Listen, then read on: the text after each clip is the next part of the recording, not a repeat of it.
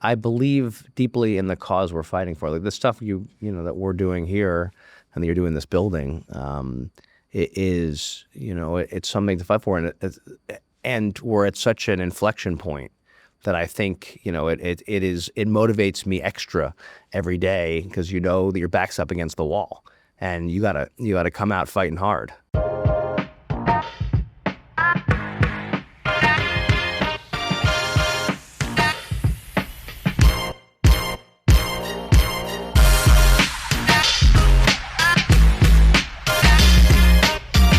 Welcome back to Jewish, where everyone belongs. Today, I'm thrilled to welcome a true problem solver and one of New Jersey's most effective voices in Congress, Congressman Josh Gottheimer. Representing New Jersey's 5th congressional district since 2017, Josh serves the communities across Bergen, Passaic, Sussex, and surrounding areas.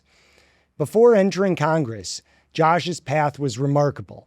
He graduated from West Essex High School, earned his degree from the University of Pennsylvania, studied as a Thurin Fellow at Oxford, and paid his way through Harvard Law School. He served as one of the youngest presidential speechwriters in the Clinton White House, later worked at the FCC, Ford, and Microsoft, and brought that private sector experience to public service. In Congress, Josh has built a reputation as a pragmatic leader who works across the aisle. He co-founded and co-chaired the Bipartisan Problem Solvers Caucus, serves on the House Permanent Select Committee on Intelligence, where he's ranking member of the NSA and cyber subcommittees, and on the Financial Services Committee, tackling everything from national security to innovation and capital markets. He's been a leading voice on lowering taxes and costs for families, protecting our security, advancing technology and AI policy, supporting law enforcement, and fighting for common sense solutions over partisan extremes.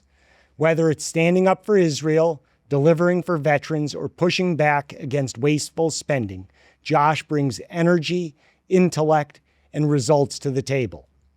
Congressman Gottheimer, welcome to the show. It's great to have you here. It's good to see you, man. It's good to see you too. So, are you familiar with the term or phrase being glazed? Yes, my kid uses the phrase being glazed. Okay, so I hate to be a person who's like known as a glazer or glazing you, but I can't help it because you represent, in my opinion, everything that we want in our representatives, in our friends, in our people. You know why? Because you always say yes. You're a yes person. I can't wait to tell my kid this. It's true. Exactly. So, yeah. Okay. I started by the way, before we went on air, I was giving Daniel grief about his Nikes. I just wanted to know if he walks around in those. You should know this. This is how stylish the guy is. Yeah. I'm stuck in shoes. Well, your Congress or Senator Fetterman, he wears a sweatshirt. These are nice I need sneakers. To be able to jump higher because of my height. So maybe I should walk around in those. Those shoes are very nice. Those socks are even nicer though. You're great, Josh. You are. Thanks for having me. Tell us a little bit about your story growing up here in New Jersey. We want to know a little more about you. Personally, your Jewish journey, give us a sense as to kind of where it started. So I grew up in Jersey in North Caldwell. I went to West Essex High School. I went to Temple Shalom of West Essex. Rabbi Pates was my rabbi, a great man. And I grew up in a household, I would say, that was strongly culturally Jewish. My grandmother was the president of Hadassah when my mom was growing up. That was very important to her, the giving back, our identity. I was bar mitzvahed not only in Jersey, but in Israel. Do you remember your Torah portion? No, not a chance. It was March 19th, though. I remember the date. Yeah, I don't know mine. I don't know. Did you know your Torah portion? Not a clue. No. But I remember Israel being very important in our household. Obviously, I went there to be bar mitzvahed, but Israel was always a thing that we cared deeply about. It mattered a lot to my grandparents. Tzedakah mattered, and this idea that you give back, that was something big that my parents, especially my dad, always taught me. And, if there's a way to give back and you're lucky enough to be able to do so and find a way, you should do it. And so they were both charitable people. My stepfather charitable. So that was the kind of household. And you go from New Jersey to Penn. And Jersey to Penn. Yeah, what are you studying at Penn? I studied history, American history, and then it was a great place, and I was an API. Really? I was API. You're API? Yeah. I know that. Yeah. Brothers. I was, I loved that, and I'm still very close to my fraternity brothers. And so that was all had a very big, Penn had a big impact on me, especially my Jewish life, right? There was a lot going on. You couldn't help but having Judaism be part of your life there. And and which was why I was so disappointed with some stuff that happened on Penn's campus. They're getting back around now, but it really made me angry what went on. But overall, so I grew up, went to Penn, and then I went to go work on presidential campaigns. Well, so let's just go back. When you're at Penn, are you thinking to yourself, I want to be in politics, or you're thinking to yourself, I want to be of service, or you want to be in business? How do you think about so the my world? dad was a small businessman, and so we always grew up very involved in his business and working at the store, working in the warehouse. He sold like health and beauty aids, that kind of stuff. And so that was, being an entrepreneur was always really important to me and my family. And then, but because I told you my dad was always into giving back, we always like read the paper together and talked about politics. And then when I was, I guess, 15, 16, my dad knew somebody that he met along the way who was a lobbyist in Washington. And I remember I met him. And he was telling me all about Washington, and we were talking about politics. And he said, wow, you should come intern in Washington. And I said, that sounds incredible. Like when I'm in college? And he said, no, now, come now. Well, let me help you out and see if I can introduce you to somebody. So I remember he knew the Secretary of the Senate, which is this position that's like an administrative position in the Senate. But I went there and I actually interned. And then I became, and I worked on closed caption on C-SPAN. That was my project for the summer, the closed caption for the hearing impaired. So that was my big project. And were you typing the? No, I wasn't typing, but there was no closed caption before. Yeah. And so I worked on like getting closed caption. I remember that was like my summer project. And then I saw all these pages on the Senate floor. They're like the people who were assistants on the Senate floor. And so I decided I want to apply to be a page. Now, again, I didn't know anyone. I just kind of threw my application in, and then I got it from Frank Lautenberg. I became a Senate page. And it was incredible, right? So I got this opportunity to be a Senate page. And this is when you're in college at this point? No, I'm in high school. You're still in high school as you're a This page. is like going to be, guys, we're becoming, I guess it was after my junior year in high school. Wow. So I become Senate page, and Frank Lautenberg also lets me work in his office for a week, answering phone calls. And so I'm answering, so first of all, being a page is incredible. You're on the floor with all these lions of the Senate, like Ted Kennedy and those guys, right? I mean, it's just incredible. People like Robert Byrd and all this Claiborne Pell and obviously Frank Lautenberg. And so I'm Bill Bradley. So this whole thing is incredible for me. And then I go from there and work in his office for a week. And I answered this phone call, I'll never forget it. There was a woman who had lost her Social Security.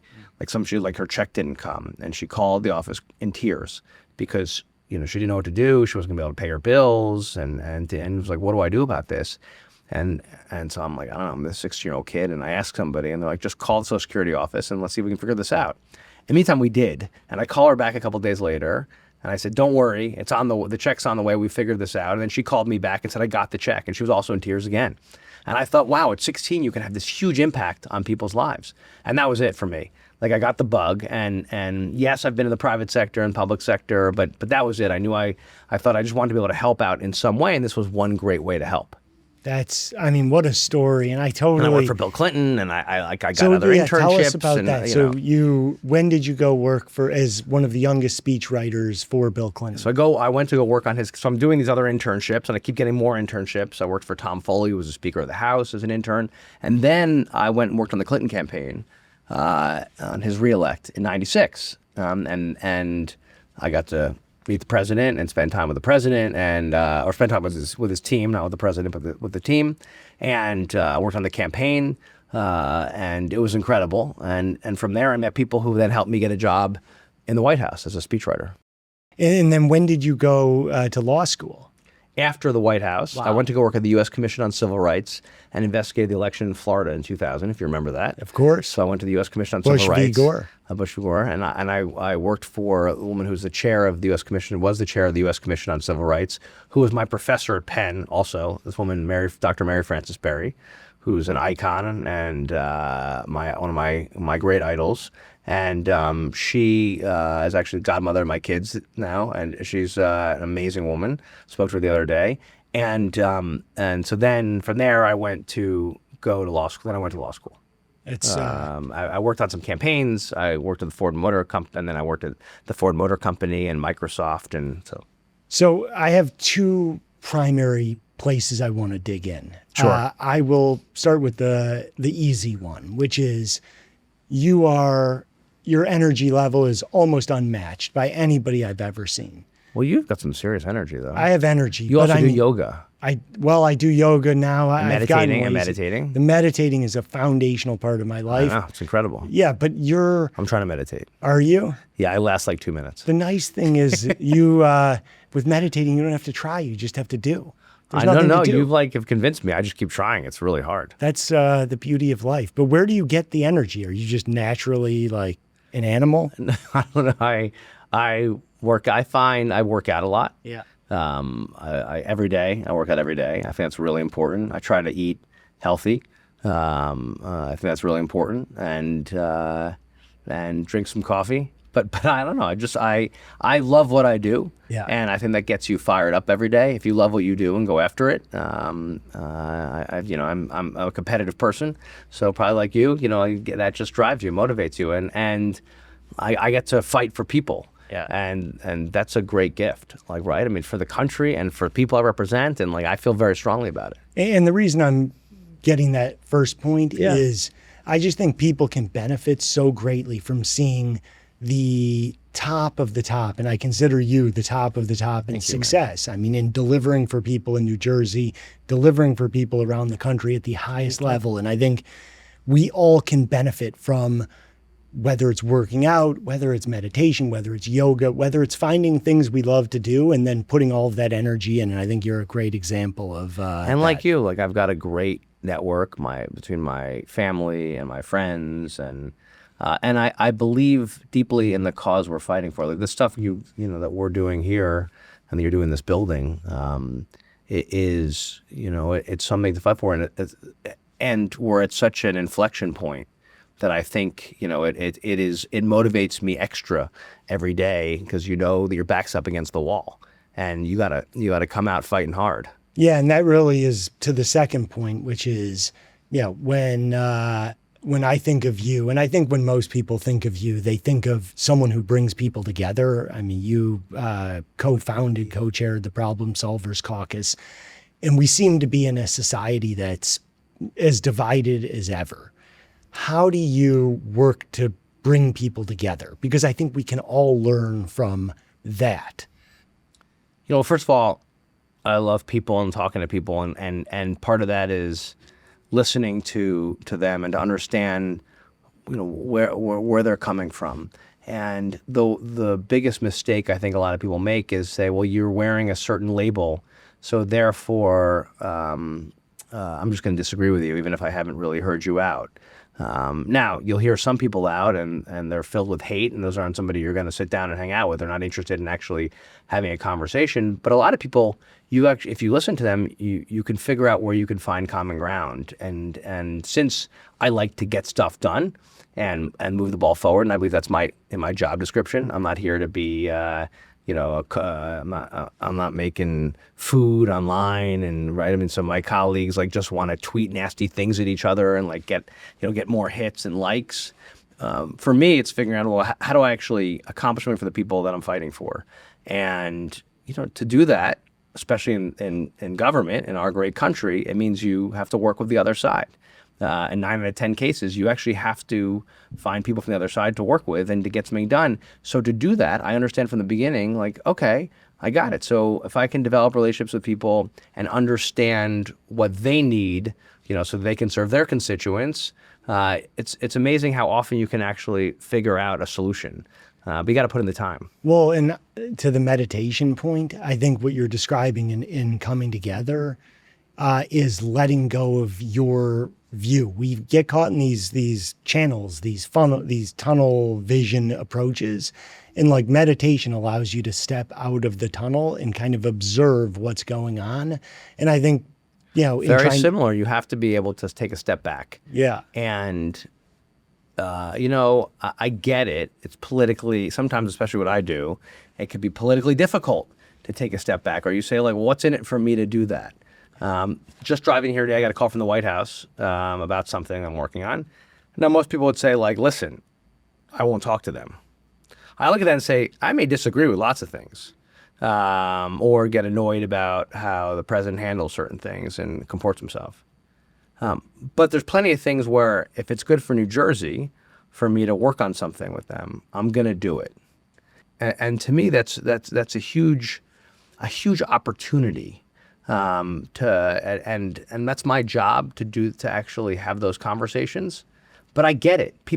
It's amazing to me how often people just won't even have a conversation, even if it could be good for the people you represent. I think it's a huge advantage for the state of New Jersey to have you filling that void when people aren't willing to engage. It gives us a chance in New Jersey to win effectively and be the person who gets the resources, gets the attention. And I think that's great. So when you think about, we have all these disagreements, what percent, you talk to so many people, what percentage of issues do you think we agree on versus disagree on? I actually think the supermajority of issues we agree on. Yeah. Listen, so I believe we need a lot more energy, right? Because utility prices are up 45%. Something you know a lot about. You're prices are up speaking my 45% language. in the last 2 years. Yeah. Right? We have not taken an all above approach in New Jersey. We've taken a some of the above approach in New Jersey, right? So we've shut down natural gas, we've shut down nuclear, and that's cost us. And now we're paying more, and people are paying more in the utility bills, which I find unacceptable given how unaffordable life is for folks already between taxes and childcare and healthcare and food and everything else is so damn expensive. So it's ridiculous, and we're not doing something now. A lot of people probably agree we need more energy. There's some disagreements on how you get there, right? Even if we do, even if some of the underlying issues around natural gas and nuclear, there might be some disagreements. But you can work. It's a problem you can work, and that's my thing. Like, actually, most things we, 80% of us agree on. Sure, 20% of the fringes on the wings, they might not, but 80% of us do. If we can work through some of those issues, you actually can get a great solution, like on permitting reform and doing other things. But that's the point. We don't. People think we just go down there and scream and yell at each other, and that everybody disagrees. Sure, there are some people who are performative. That's like their whole shtick, is to scream and yell, right? Like, I get it, but a lot of us that you may not see on TV or online, and why? Because it doesn't get the same amount of clicks. Right? Like, this conversation is too constructive. And not enough people, if you started screaming at me and called me some names, more people would want to watch it after. See, right? I think that's it's a real tell of our current society, and also the human nature of what actually gets our brain synapses and chemicals going is the conflict. But it's so essential that we have the discussions that are positive and do what you're doing to drive costs lower for New Jersey families. And 80% is exactly the number I believe. I think 80% of people agree on 80% of the issues. Totally. I mean, listen, we haven't done today U.S.-Israel, which is a whole nother where people agree and disagree. But even in a lot of those things, people would agree if you had the second level conversation. The problem is they just decided, well, I'm just against this, right? And that's that, right? And like, are there that many people who think anti-Semitism is a good thing? No, but if you actually,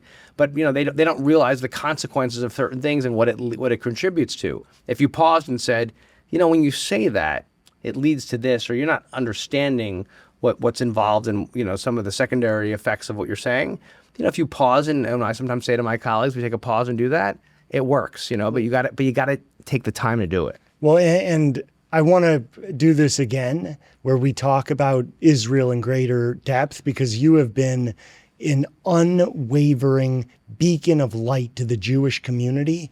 And this is me glazing you again, but it is exactly what those of us, many of us who felt hopeless and helpless, you've stood there and done everything you can for the Jewish community. And frankly, I don't think it's just the Jewish community. I think it's for all of America and all communities who feel scared. You are working day in and day out to bring people together, and I can't thank you enough for that. Well, I'll glaze you back and say what you do for the Federation, the Jewish community in New Jersey, has been unbelievable, and you're not elected to anything. You just do it because it's the right thing, and I'm just beyond grateful. I know many of us are, for you and for the Federation, for what happens here. We have a lot of work to do on a lot of levels, from K-12 to college to taking care of people to obviously standing up for the U.S.-Israel relationship. I think that should be our next talk, if you'll have me back. I think we could do a whole secondary deep down dive on those. Yeah. So I really appreciate you having me. This is a good first take. It's great. And I'm looking forward to the next one. You're the best. Thanks, man. Thanks, Josh. Thanks, Jan.